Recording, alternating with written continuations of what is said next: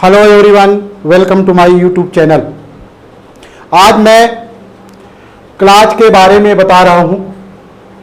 Clause होता क्या है, कहाँ पर इसका प्रयोग किया जाता है, सेंटेंस और क्लाज में अंतर क्या है, इन दोनों के बारे में मैं बता रहा हूँ। इसके पहले मैंने सेंटेंस के बारे में बताया कि सेंटेंस होता क्या है, उनसे संबंधित फिर मैं एक बार रिपीट किए देता हूँ। इसके बाद क्लाज क्या होता है उसके बारे में बता देता हूँ। तो वीडियो को शुरू करते हैं, लेकिन इससे पहले जिन्होंने अभी मेरा चैनल अभी सब्सक्राइब नहीं किया, चैनल को सब्सक्राइब कर लें, बेल आइकन को प्रेस कर लें। तो शुरू करते हैं। देखिए, मैंने जो है सेंटेंस के बारे में बताया कि सेंटेंस 5 प्रकार के होते हैं। असर्टिव, इसी को कहते हैं डिक्लेरेटिव या स्टेटमेंट, इसको ही कहते हैं। इंट्रोगेटिव, इंट्रोगेटिव को क्वेश्चन कहते हैं। इंपरेटिव, एक्सक्लामेटरी, ऑप्टेटिव, ये 5 प्रकार के सेंटेंस जो स्टार्टिंग में हमें बताए जाते हैं, शुरू में बताए जाते हैं। फिर इसके जो है असर्टिव सेंटेंस के जो 2 भाग होते हैं, अफर्मेटिव और निगेटिव, उसी में एक सिंपल सेंटेंस कहलाता है कि जो सरल सेंटेंस होता है, सिंपल होता है, जिसमें मेन वर्ब नहीं होती, सीधा सेंटेंस हम बोल लेते हैं, उसको हम सिंपल सेंटेंस के नाम से जानते हैं।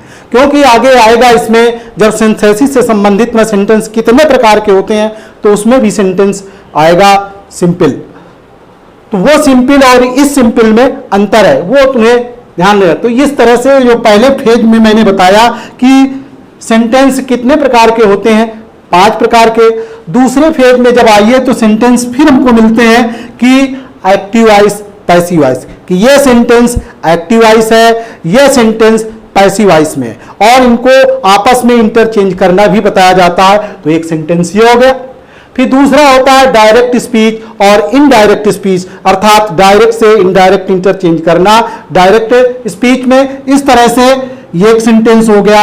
एक हो गया काजेटिव, काजेटिव वर्ब का प्रयोग, जैसे कि मैंने पिछली वीडियो में भी बताया था काजेटिव वर्ब कौन कौन सी होती हैं। तो काजेटिव सेंटेंस, जो कारण बताने वाला सेंटेंस होता है, उसको हम काजेटिव वर्ब कहते हैं। इसी तरह से जो है एक स्टेटिव, जिसमें कोई कार्य नहीं होता है, एज ए सिंपल सेंटेंस। एक डायनेमेटिक, जिसमें मेन वर्क होता है, एक्शन होता है, उसको डायनेमेटिक कहते हैं, गतिशील कहते हैं। अब आगे हम बढ़ते हैं, सिंथेसिस से संबंधित सेंटेंस कितने प्रकार के होते हैं। सिंथेसिस, सिंथेसिस का मतलब होता है हिंदी में 2 या 2 से अधिक सेंटेंस को जोड़ करके एक सिंपल सेंटेंस बनाना, या एक कॉम्प्लेक्स सेंटेंस बनाना, या एक कंपाउंड सेंटेंस बनाना। अर्थात सिंथेसिस के अनुसार 3 प्रकार के सेंटेंस हो गए, सिंपल, कॉम्प्लेक्स और कंपाउंड। यहां पर भी मैंने बताया था कि देखिए, एक सिंपल सेंटेंस होता है जो एक अफर्मेटिव सेंटेंस के नाम से जाना जाता है, उसको हम सिंपल सेंटेंस के नाम से कह देते हैं। तो ये सिंपल और ये सिंपल में अंतर है। तो आगे बढ़ते हैं। अब आते हैं क्लाज। क्लाज क्या होता है? क्लाज को हिंदी में कहते हैं उपवाक्य, उपवाक्य हिंदी इसकी होती है उपवाक्य। अब उपवाक्य क्या होता है? अब जैसे हम एक देखिए, कुछ एग्जाम्पल यहां पर लिखे हैं। ही वेंट टू स्कूल, वो स्कूल, वह स्कूल गया, और किसी कुछ अब जोड़ने की जरूरत नहीं है, अर्थात ये सेंटेंस सीधा कंप्लीट है। अर्थात ये सीधा जो है डिपेंडेंट है, ये किसी के आश्रित नहीं है। इसमें एक ही फाइनाइट वर्ब है, एक ही वर्ब है, जिसमें सेंटेंस वही हो जिसमें सब्जेक्ट हो और प्रेडिकेट पार्ट हो, वो सब सेंटेंस कहलाता है। तो इसमें देखिए सब्जेक्ट है और वर्ब से लेकर के जो आगे का हिस्सा होता है वो प्रेडिकेट कहलाता है। तो सब्जेक्ट हो और प्रेडिकेट हो और उसका सही सही पूरा किसी पर आश्रित न हो, अर्थात डिपेंडेंट हो, तो केवल सेंटेंस कहलाता है। सेंटेंस ही एक क्लास है, सेंटेंस ही एक क्लाज है। वो किस तरह से क्लाज है वो अभी मैं बता रहा हूं। दूसरा तब तक देखते हैं। ही कम्स हियर, वह यहां आता है। कोई बात कही जा रही है कि हां वो यहां पर आ जाता है, आता है, तो सेंटेंस कंप्लीट है। इसमें ये सब्जेक्ट है और ये प्रेडिकेट पार्ट है, अर्थात ये sentence complete, simple sentence complete है। इसी तरह से सी इज वेरी पुअर, इसमें भी ये सब्जेक्ट और ये प्रेडिकेट, ही वाज इल ये सब्जेक्ट और प्रेडिकेट। तो इसमें देखा वर्ब भी है और इसमें केवल देखिए ये लिंकिंग वर्ब है, इसमें भी लिंकिंग वर्ब है, ये मेन वर्ब है और इसमें मेन वर्ब है। कभी कभी हेल्पिंग वर्ब और मेन वर्ब दोनों आ जाती हैं कंटिन्यूअस में, जैसे सेंटेंस बनता है तो, या परफेक्ट टेंस में बनता है सेंटेंस। तो इस तरह से देखा कि ये सेंटेंस है जो सिंपल के रूप में लिखे हुए हैं, इसमें ये स्वयं इंडिपेंडेंट हैं, ये किसी के आश्रित नहीं है, सेंटेंस का पूरा पूरा अर्थ निकल रहा है। तो हम इसको क्या कह लेते हैं कि एक सेंटेंस है और इस प्रकार से सिंपल है।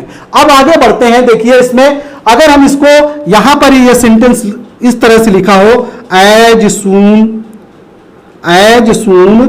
एज, जो ही या जैसे ही वेंट टू स्कूल, वो स्कूल पहुंचा, तो क्या अब सेंटेंस पूरा नहीं है, ये खाली पड़ा हुआ है, अर्थात आगे कुछ अभी और बात है जो अभी मालूम नहीं है, जो इस सेंटेंस में कही नहीं गई है, अर्थात ये सेंटेंस अधूरा है, ये सेंटेंस पूरा नहीं है, अर्थात ये केवल इंडिपेंडेंट है, अभी ये किसी के सहारे है तभी ये पूरा होगा सेंटेंस, नहीं तो ये सेंटेंस अधूरा बना रहेगा। तो as soon as he went to school, जो ही वो स्कूल पहुंचा, the peon rang the bell, चपरासी ने घंटी बजाया। As soon as he went to school, जो ही वो स्कूल गया, the peon rang the bell, अर्थात ये इसके बगैर ये सेंटेंस अधूरा है, अर्थात ये सेंटेंस पूरा नहीं है। तो अब ये सिंपल सेंटेंस नहीं रह गया, अब ये सेंटेंस कॉम्प्लेक्स में पहुंच गया। ये पहले यहां पर सिंपल थे एक प्रकार से, अब ये सेंटेंस किस में पहुंच गया, कॉम्प्लेक्स में पहुंच गया।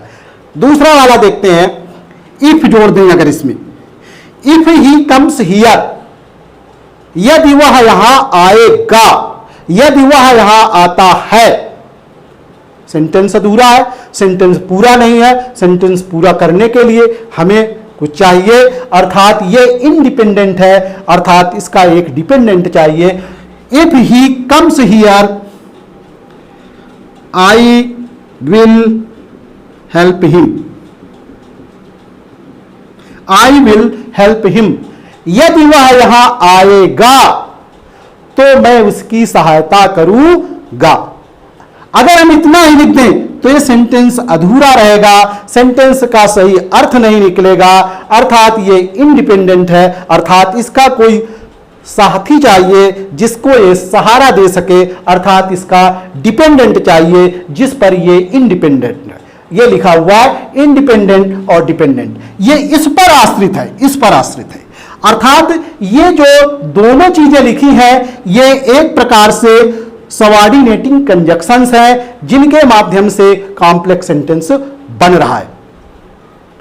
सी इज वेरी पुअर, ऑल्दो जोड़ दिया अगर इसमें, although she is very poor, यद्यपि वह गरीब है, सेंटेंस पूरा नहीं हुआ, पहले जब नहीं जुड़ा था तो सेंटेंस पूरा पूरा उसका अर्थ क्लियर हो रहा था, लेकिन जब इसमें ये जुड़ गया तो सेंटेंस जो है इंडिपेंडेंट हो गया, अर्थात ये अब किसी के भरोसे है, ये स्वतंत्र नहीं है, इसका एक कोई साथी चाहिए। तो although she is very poor,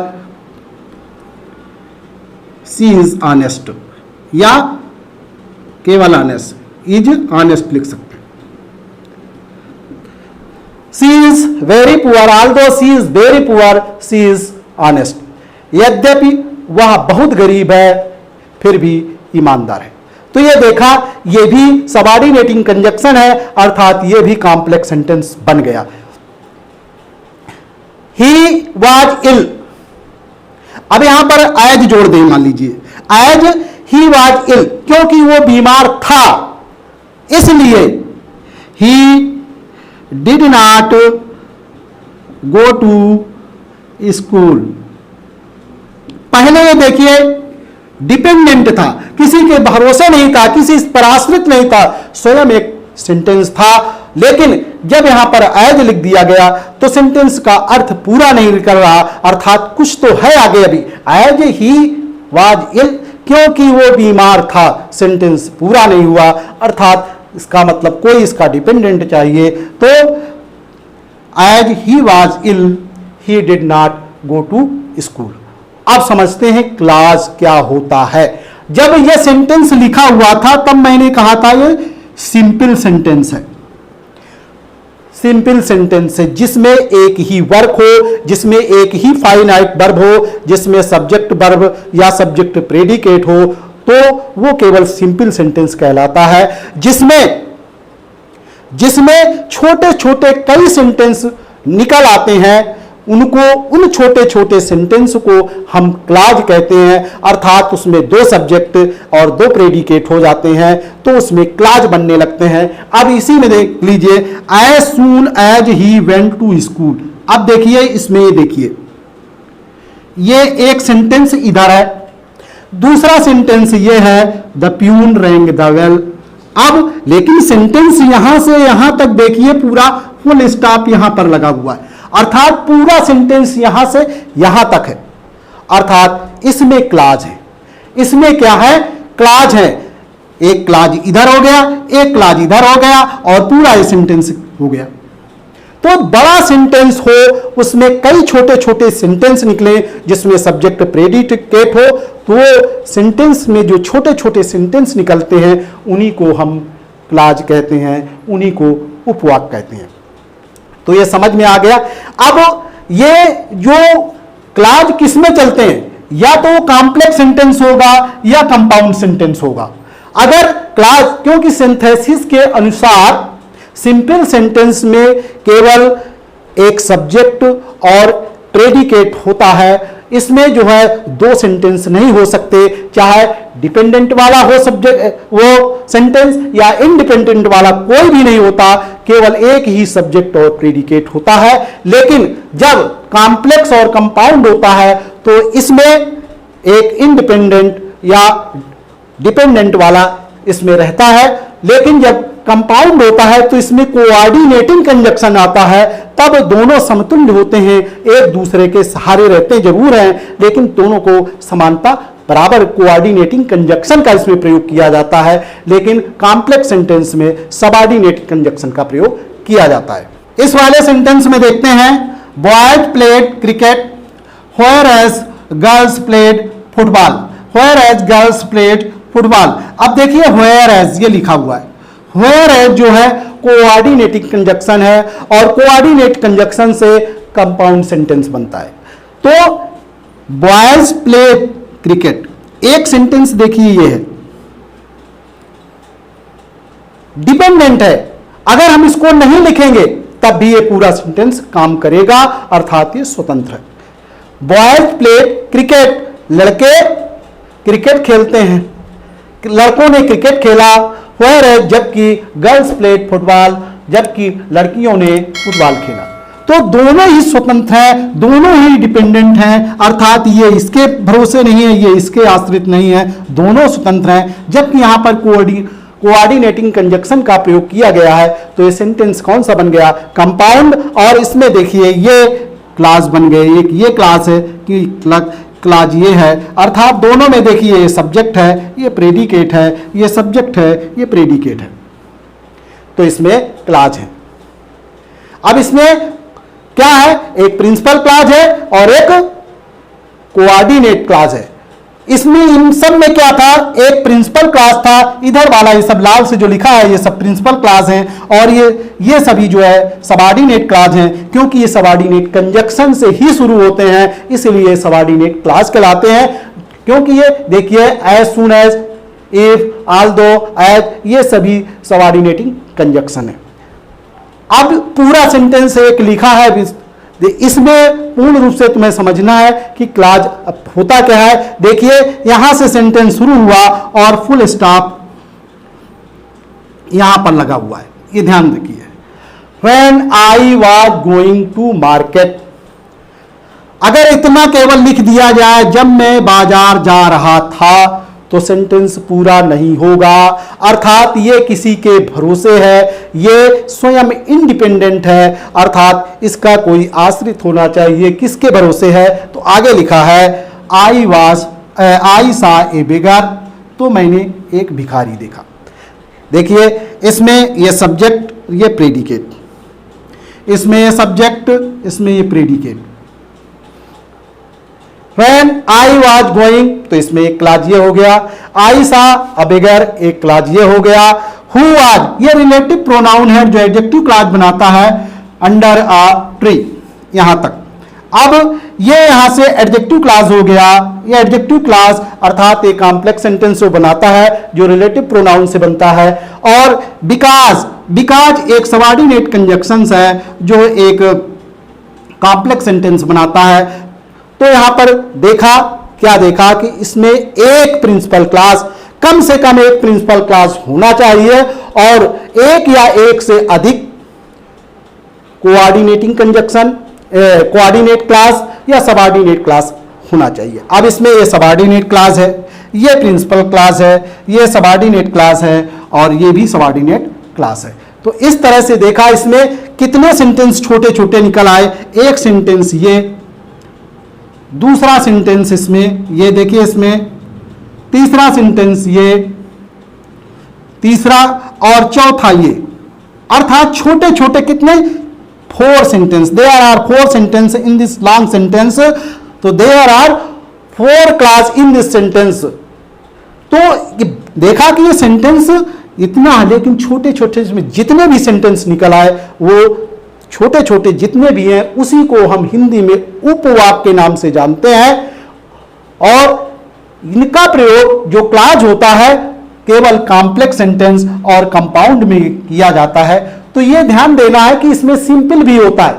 synthesis के अनुसार सेंटेंस 3 प्रकार के होते हैं, सिंपल, कॉम्प्लेक्स और कंपाउंड। अब कंपाउंड सेंटेंस और कॉम्प्लेक्स सेंटेंस, कॉम्प्लेक्स जो है सबऑर्डिनेट क्लॉज से बनता है, इसमें सबऑर्डिनेट कंजक्शन होता है।